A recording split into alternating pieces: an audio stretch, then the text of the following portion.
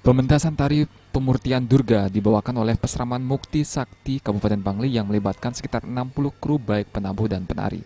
Menurut Ketua Sanggar Jero Tapakan Triase, penampilan selama 2 jam ini akan diisi pementasan barong ngunying di mana tapakan Ida Betara akan menetralisir buta kala menggunakan sarana ayam serta dirangkai penyucian menggunakan api. Sebelum pementasan diiringi tatanan upacara pembersihan prastita. Hal senada diungkapkan penata tari Jero Mangku Sugandia.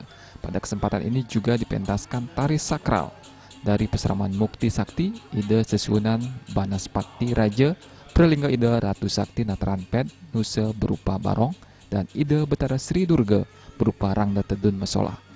Ida Sesunan ini dituntun oleh umat Hindu di Karangasem dan Bangli untuk Tedun Mesola sakral dikaitkan dengan upacara keagamaan.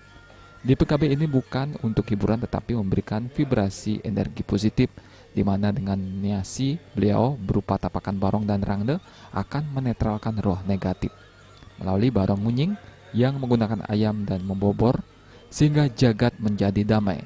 Ditegaskan pementasan ini yang menghibur adalah penampilan para penari.